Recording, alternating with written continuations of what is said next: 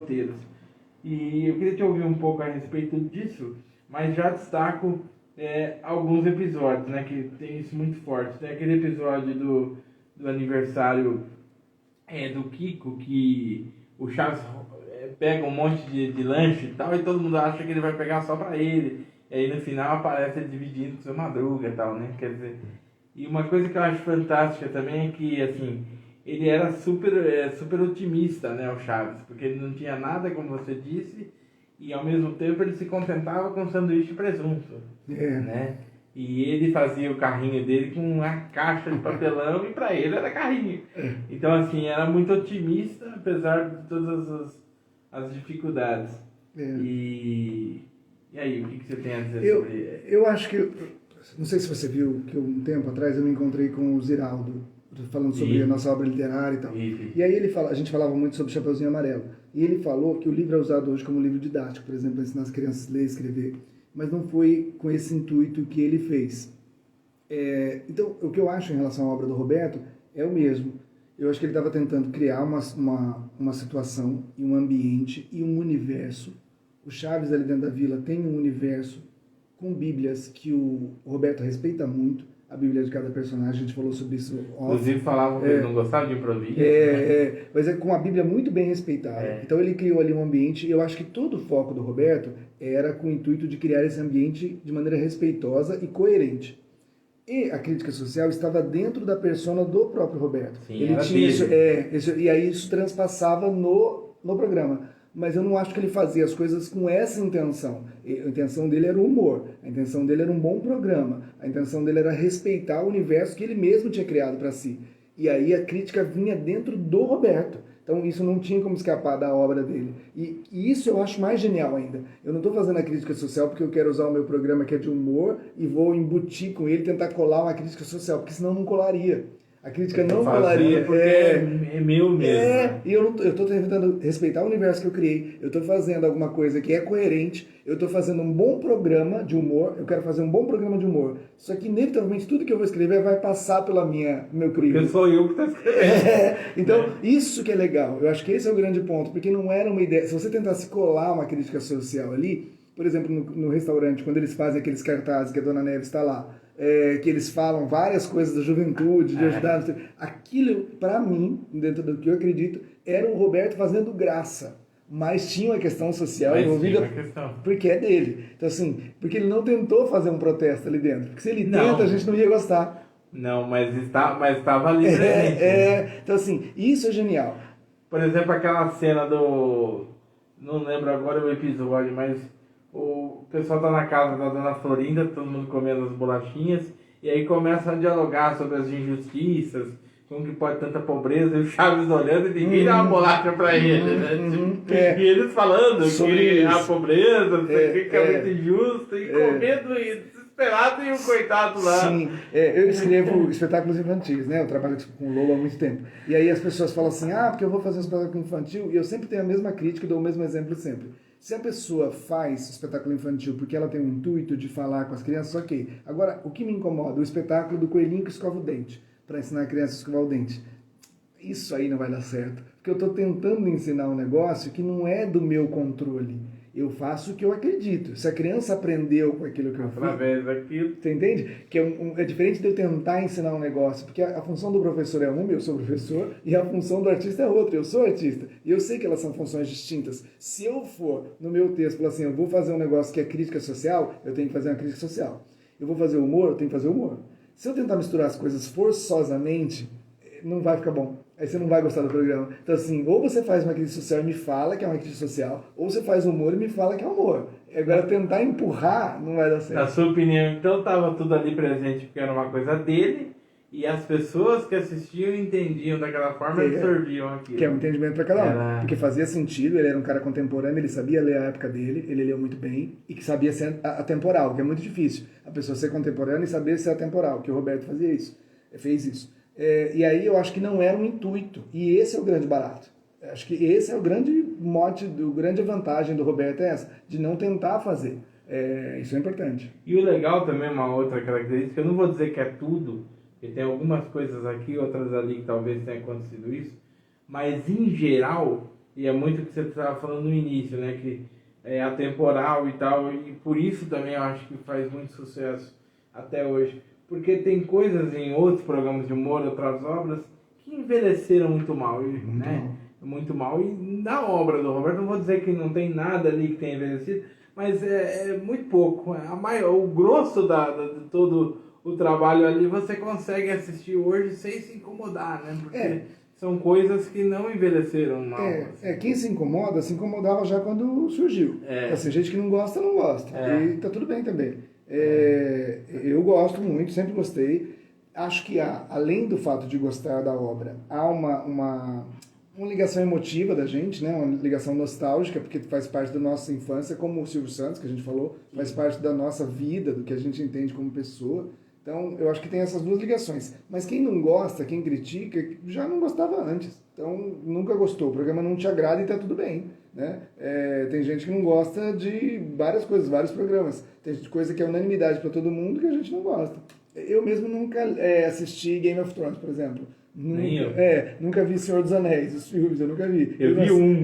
Eu não assisto Harry Potter, então assim, eu não sei, é um negócio que eu nunca fui, quero assistir isso aqui. E tá tudo bem que não quer dizer que é ruim também. Não, pelo contrário, pode ser ótimo, e eu que sou meio burro. Eu acho que as coisas não funcionam, ou funcionam, que bom, né? Não tem que tentar saber o porquê. Não, é que nem os fãs desse programa, eles são pessoas legais e inteligentes. Quem não é, tudo bem. Que bom que você pensa isso, porque nem todo mundo pensa.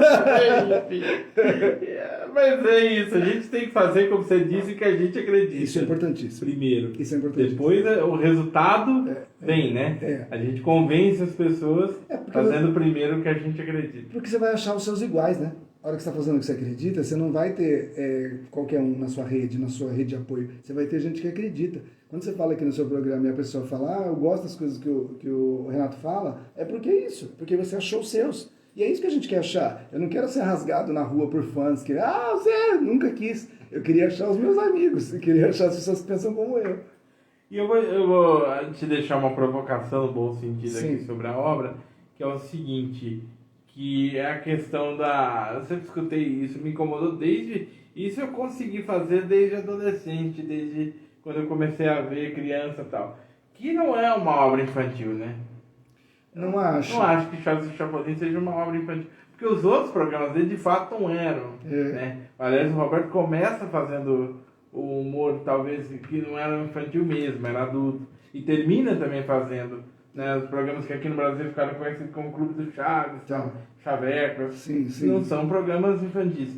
Mas mesmo Chaves e Chapolin também não era programa infantil. Eu como escritor, eu acho que tem escritores que podem escrever para vários públicos. Eu escrevo livros adultos, escrevo livros infantis. E eu me sinto à vontade para escrever os dois.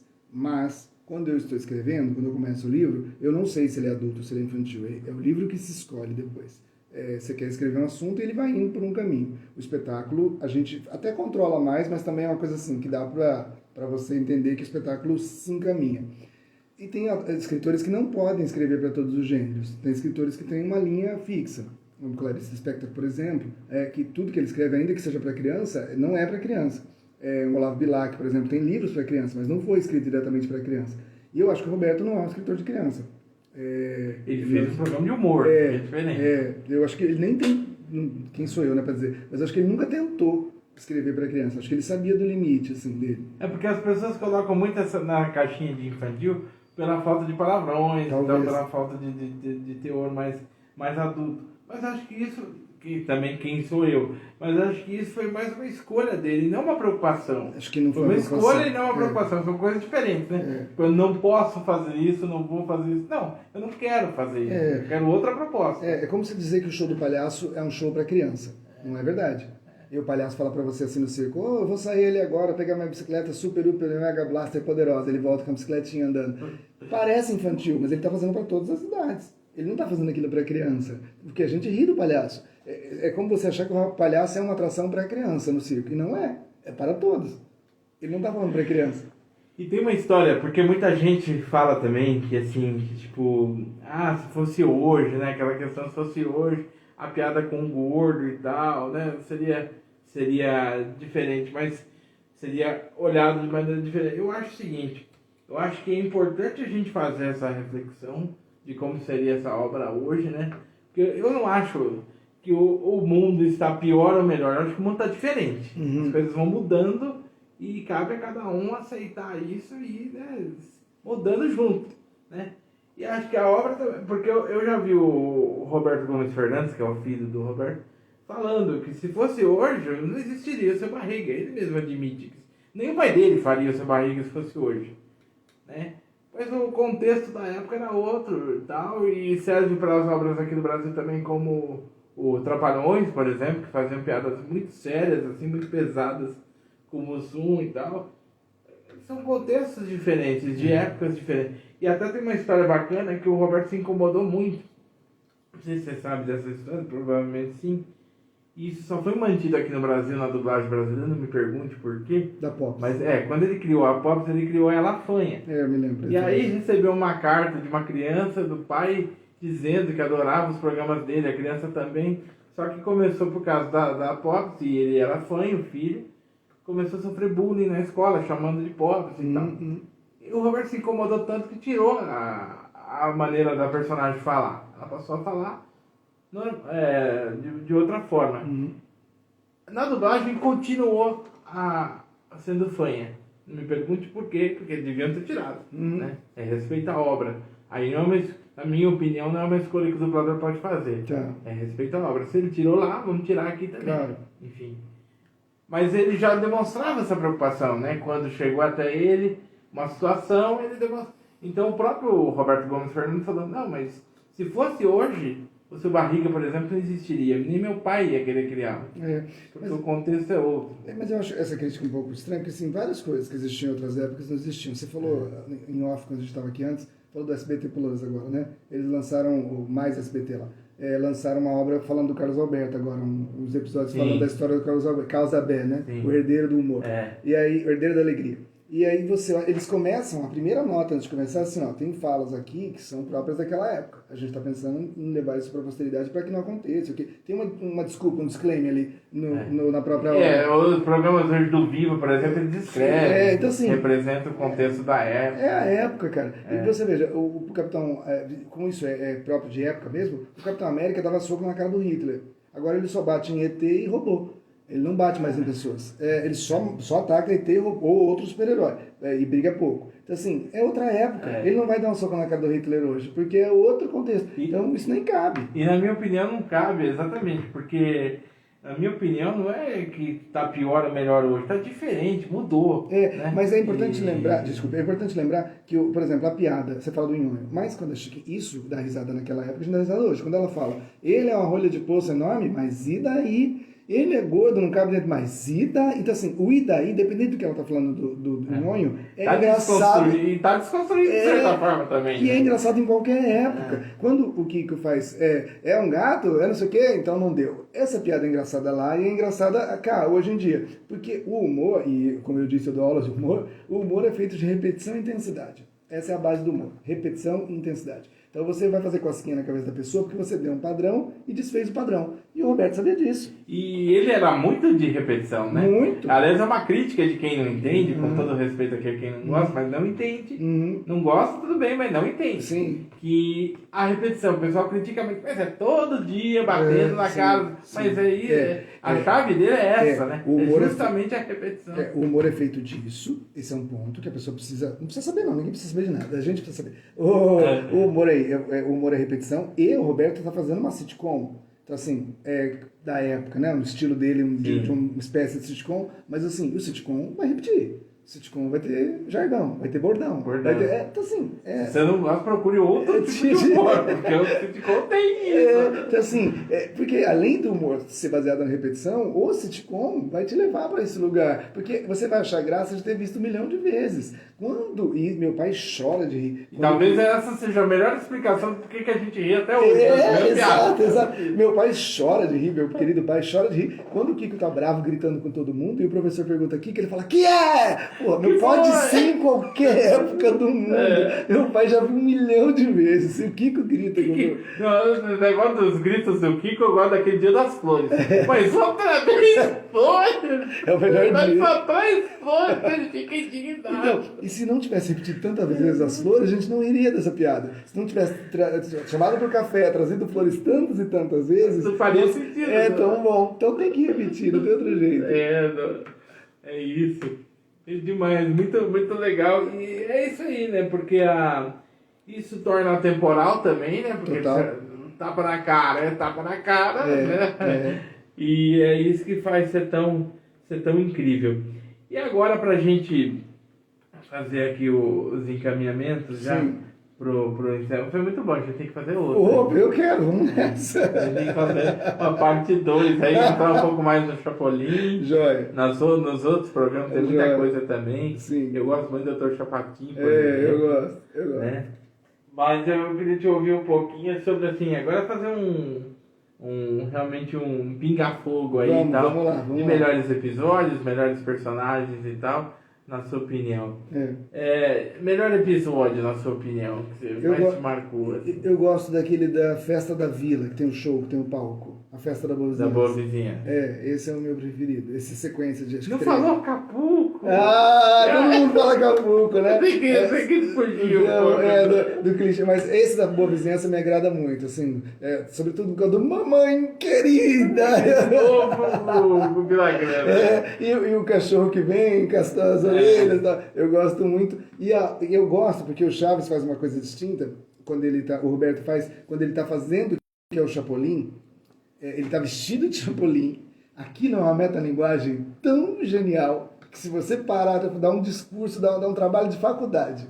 O próprio ator vestido do personagem que ele é em outro programa, fazendo de conta que é quem ele é de verdade, aquilo é o crossover do respeito, né? É o alto crossover de si mesmo. Isso é incrível, aquilo é incrível. Ele brincar que ele é o Chapolin. Sendo que ele é. E quando eles se encontram, que ele fala... aí ele tem que fazer um pouco diferente, né? Exato. Porque ele não é. Quando eles se encontram, que ele fala, acho que já vi seu rosto em algum lugar. Isso é gênio, quando eles se encontram na vila. Aquele episódio do Chapolin, né? Não é de Chaves. Quando ele vai na vila, aquele é de Chapolin. Chapolin. Mas no próprio Festival da Boa Vizinhança tem uma peça teatral que ele interpreta o Chapolin. Sim, é isso. É essa que eu falo. Que ele fala do Mário Heitor, que ele fala que... ali é Chaves. Ali é Chaves, eu digo, mas quando o Chapolin vai na vila, é Chapolin. Aí é Chapolin. É isso. Ele fala do Mário Heitor, que vai vir o malfeitor, que é o Mário Heitor, que o Ion esquece o texto. Isso é gênio. E pra, assim, eu acho que eu não vou poder fugir, eu vou ter que ficar com Acapulco. Acapulco? Tá. E de Chapolin, eu adoro aquele da prisão, que as bolas voltam no tubo e batem na cabeça. É muito bom. O que eu gosto de Chapolin é aquele que ele fala pro Pepe tirar a vela. Não, eu não posso escutar ninguém que chama Pepe, eu automaticamente falo, já tirei a vela. Eu tirei a vela, Pepe. Não tem jeito, né? Eu me pego fazendo os bordões o tempo todo, não tem... Muita gente nem entende, né? Sim. Pega a referência. Isso na minha família era um clipe, todo mundo fazia. Os bordões eram o pessoal gosta além de você? Muita gente, os primos todos. Assistiam juntos? Muitos. Isso é uma memória emotiva pra gente, familiar, assim. Você falou, né, do seu pai? Meu pai, nossa, ele chora de rir se o Kiko grita que o professor chora. E ele já viu 1 milhão de vezes. Aí ele sabe que é o episódio, aí que ele não sai mesmo. Aí ele fala, até o Kiko gritar. Ele gosta muito. É muito bom, né? E assim, melhores personagens, assim. Eu vou ficar com o Ramon mesmo, né? Com o Seu Madruga, eu acho. É o favorito do brasileiro em geral. Eu acho. O Chaves é genial, assim, né? O personagem, a criação que o Roberto fez, ele é um ator fantástico. A gente consegue enxergar o Roberto como uma criança de 8 anos quando ele tem mais de 40. Né? Na série a gente está vendo ele com mais de 40 anos. E a gente consegue achar que é um menino mesmo. É impressionante o que o Roberto faz. Mas ele é o dono de tudo, assim. Então, um personagem realmente criado e que responde mesmo aquilo que a proposta, eu acho que é o Ramon mesmo. E tem uma coisa interessante que o próprio Roberto falava do Ramon, que é o seguinte, que todos os personagens ali do contexto, do universo, estão ligados de uma forma ou de outra a ele, né? Ao Seu Madruga. Por exemplo, o Seu Barriga cobra aluguel do Seu Madruga. A Dona Florinda bate no Seu Madruga. O Chaves depende do Seu Madruga. A Chiquinha é filha do Seu Madruga. A bruxa gosta do Seu Madruga. A série é baseada. Todo mundo é em cima dele. A hora que ele saiu, ele teve dificuldade. Criou o Jaiminho, que foi um substituto, sim, né? que não funciona mas igual, né? Eu gosto do Jaiminho, mas obviamente que não é o Seu Madruga. E o Roberto dizia que ele era o melhor ator que ele conhecia, né? O Roberto dizia que o Ramon era o melhor ator que ele conheceu. É fantástico, realmente. E eu acho do Chaves, sem dúvida, o Seu Madruga como o melhor personagem. Acho que é meio que unanimidade no Brasil. Eu gosto muito do Kiko também. Acho que o Kiko é fantástico. E de Chapolin eu acho o Super Sam. Eu acho a maior criação talvez a maior criação do Roberto tenha sido o Super Sam. Eu acho um negócio... Quem não conhece, procure no YouTube. Ainda o que resta no YouTube de Chapolin, Super Sam. É um negócio... Eu acho genial. Eu acho. É uma metalinguagem muito forte. Porque aquele cara que aparece naqueles cartazes apontando eu preciso de você, né, dos Estados Unidos. Em cima dele. Então, e aquilo tem uma história atrás daquele cara enorme, assim. Então, do Roberto fazer essa sacada de pegar aquele cara do cartaz e fazer ele ser o super-herói americano, cara, é incrível. É incrível o que o Roberto faz ali. Ele conseguiu pegar o super-homem, que já representa essa força imperialista dos Estados Unidos, total. E tirar ainda mais sarro, porque o super-homem já é um sarro do próprio americano, de certa forma, sim. Dele mesmo, mas o Roberto consegue ir além, ele consegue ser mais... sarcástico. O Kill Bill tem uma questão interessante, o filme Kill Bill do Tarantino tem uma questão em relação ao super-homem, que ele faz uma crítica interessante. Ele fala que o super-homem, quando ele se disfarça de humano, ele é todo desastrado, todo atrapalhado, todo burro. Então, assim, ele tá tirando sarro da nossa cara também. Que quando ele é super-herói, ele é excelente. Quando ele é ser humano, ele é trouxa. Então, é assim que ele enxerga a gente, né? Que o super-homem enxerga o ser humano. É muito louco isso. E aí vem o Super Sam e quebra ainda mais essa barreira. Quebra ainda mais. Eu acho genial. Pra mim, talvez tenha sido a maior criação do Roberto, tenha sido o Super Sam. Eu acho que o Super Sam é incrível. Depois do Chaves, claro, né? Mas o Chaves é unanimidade. Acho que o Super Sam é muito, muito genial. E, de novo, eu acho que ele quis fazer humor. Não estava ali toda essa crítica, talvez estivesse não consciente no Roberto. Acho que ele estava tentando fazer graça, mas ele tinha essa visão perspicaz. E ele tem outras histórias também nessa questão da profundidade. Ele retratava as guerras, tem o conflito da União Soviética, retratado no episódio quando os dois lados explodem ao mesmo tempo no final do episódio. Tinha um personagem russo e um personagem alemão, e os dois explodem no final ao mesmo tempo. Você vê a afeição que ele tem pelo magro, do gordo magro, Sim. Que ele faz muito bem. Dizem que é o quadro favorito dele de humor, né? O Gordo e Magro. E aí o Gordo Magro respeita outra característica própria do humor, outra regra do humor, que é você fazer sempre a dupla do bobo e com o bravo, né? Como chama o Escada e o Excêntrico e tal. Sim. E o Gordo Magro talvez seja a maior referência que a gente tem disso. E como o Roberto respeita isso na obra, né? Porque ele faz o bobo, mas ele tem o Kiko, que às vezes faz a escada pra ele, às vezes ele tem o Seu Madruga, que faz a escada pra ele, às vezes ele tem o Seu Barriga, que faz a escada pra ele. Como ele conseguia ser perspicaz nisso. E às vezes o Kiko assumia o papel do bobo para o outro ser a escada, e ele respeitava a regra profundamente. Isso é uma regra de humor que nem todo mundo conhece, mas o Roberto respeitava rigorosamente a regra. E dizem mesmo que ele era muito assim, o que você chama de Bíblia, né? Muito fiel, não gostava de improvisos e tal. E por exemplo, o Kiko não faz tal coisa, o Chaves não faz tal coisa, então assim, não faz, o personagem não faz porque não é dele. O Bobo e o Bravo, por exemplo, tem características muito específicas. O Bobo, ele é sempre menor, ele é sempre incapaz, e é uma coisa que o Roberto respeitava profundamente. Perfeito. Muito bom. Estamos caminhando aqui pro... Fim já? Mas foi rápido, rapaz. Já passa muito rápido. Fazer uma parte 2. A conversa fluiu muito bem. 1 hora que passou voando. Voando. Mas muito obrigado, viu? Por ter topado essa brincadeira séria aqui. Eu agradeço. Essa conversa boa. Desejo sucesso em todos os seus projetos. E com certeza vamos nos encontrar mais vezes aqui e fora daqui também. Sim. Pra gente poder continuar essa conversa aí. Claro. E aprofundar cada vez mais. É isso. Obrigadão mesmo. Gratidão por ter aceito o convite aí.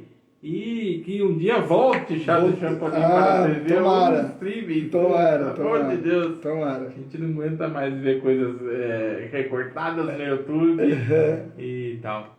Beleza? Obrigado, Muito irmão. Obrigado a todos vocês. Na sequência a gente volta. Eu sigo por aqui. Até mais.